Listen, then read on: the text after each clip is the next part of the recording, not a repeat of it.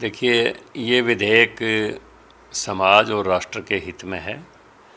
देश में लोकतांत्रिक व्यवस्था है और लोकतंत्र में कोई नया कानून जब बनता है तो अगर प्रभावित लोगों को ये लगता है कि इसमें उनके लिए कुछ गलत है तो उनको अपनी बात कहने का, उनकी समझ में नहीं आती है तो समझाने का, अगर फिर भी उनको शंका होती है तो हड़ताल करने का, प्रदर्शन करने का सबको अधिकार है। लेकिन राष्ट्रीय संपत्ति को आग लगाने का, किसी वाहन को तोड़ फोड़ करने का और कहीं पर हिंसा करने का, जैसे लाल किले के ऊपर किया गया, तलवारें लहराई गई, इस किस्म की हिंसा करने का किसी को अधिकार नहीं है। तो अब जो नया जो कानून हरियाणा सरकार लाई है उसमें सबसे बेहतरीन बात यह है कि कोई आदमी कहीं गलतफहमी में आके किसी को उकसाने से कोई घटना को अंजाम दे सकता है। तो केवल मात्र घटना को अंजाम देने वाला ही इसमें प्रभावित नहीं होगा, उसके लिए उकसाने वाला जो है वो जो ट्रेस हो जाएगा वो भी इसमें प्रभावित होगा, उससे भी उस संपत्ति का जो नुकसान है उसकी वसूली की जाएगी।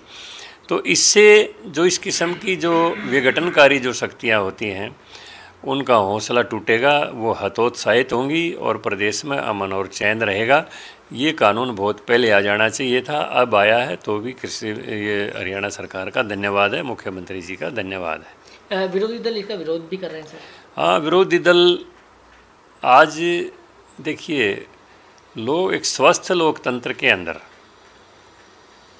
किसी भी बात का तब विरोध होता है जब वो बात विरोध करने के लायक हो। लेकिन केवल हमारे विरोधी दल ने ये निर्णय लिया है, चाहे वो कितना ही अच्छा है, तो हमने विरोध करना ही है। तो जो विरोध करने के लिए विरोध करते हैं और अगर उनकी बात ना मानी जाए, चाहे वो गलत है, चाहे वो कितनी राष्ट्र के विरोध में है, तो वो फिर वो हिंसा को अंजाम दिलवाते हैं। ऐसे लोग ऐसे कानून से डरते हैं। जो आदमी गांधीवादी तरीके से और कोई अपनी बात को कहने का अगर समर्थक है तो उसको कोई भय नहीं है, उसको कोई चिंता नहीं है, क्योंकि वो हिंसा को कहीं अंजाम देता ही नहीं है। तो लेकिन जो लोग हिंसा के पीछे, पर्दे के पीछे रह के ऐसे घटनाओं को अंजाम देते हैं, उनको दो ही बातें होती हैं, या तो राष्ट्र का भाव हो या कानून का भय हो। राष्ट्र भाव उनमें होता नहीं है तो कानून के भय से उनको समझाना चाहिए, और वो ऐसे लोगों के लिए कानून है। अच्छा, आप भी सर गाजीपुर बॉर्डर गए हो, किस तरीके के हालात वहाँ पर आपने देखे? वहाँ पर मैंने देखा है कुछ नाकारा किस्म के ट्रैक्टर खड़े हैं, पुरानी ट्रालियाँ खड़ी हैं और उसके अंदर एक दो ऐसे लोग बैठे हैं जिनकी ना गांव में ज़रूरत ना घर वालों को ज़रूरत। घर वाले भी उनको बाहर भेज के निश्चिंत हो जाते हैं, चलो घर से एक बीमारी टली। तो ऐसे लोग हैं वहाँ पर, और कोई कृषक नहीं है। कृषि का जो मर्म को समझते हैं वो अच्छी तरह से उनके समझ में आ गया कि प्रधानमंत्री जी किसी भी रूप में किसान के विरोध में नहीं है, और जो नए कृषि कानून हैं वो किसान के हित में हैं। वो सब लोग वापस जा चुके हैं, अपने मुख्य धारा में जुड़ चुके हैं।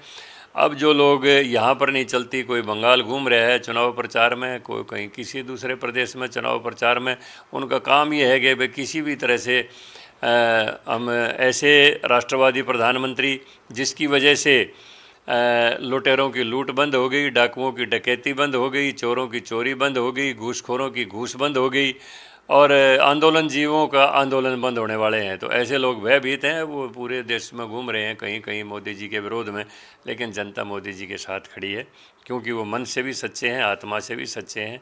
मना सा वाचा कर्मणा तीनों तरह से राष्ट्र का हित चाहते हैं।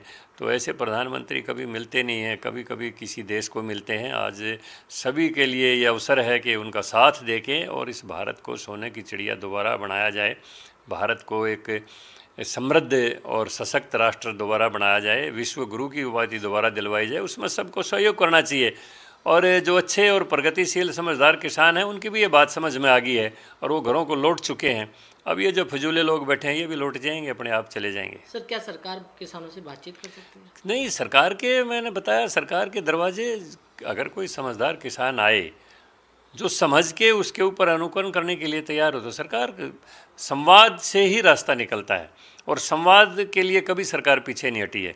बार बार कृषि मंत्री जी कितनी बैठकें कर चुके हैं, और लेकिन जो लोग भीतर बैठ के कहते हैं हाँ जी बात तो ठीक है, बात तो सारी आपने कही ठीक है, लेकिन वो लोग बाहर निकलते ही प्रेस के सामने कह देते हैं हम तो काले कानून वापस होने तक ये वहाँ से नहीं उठेंगे।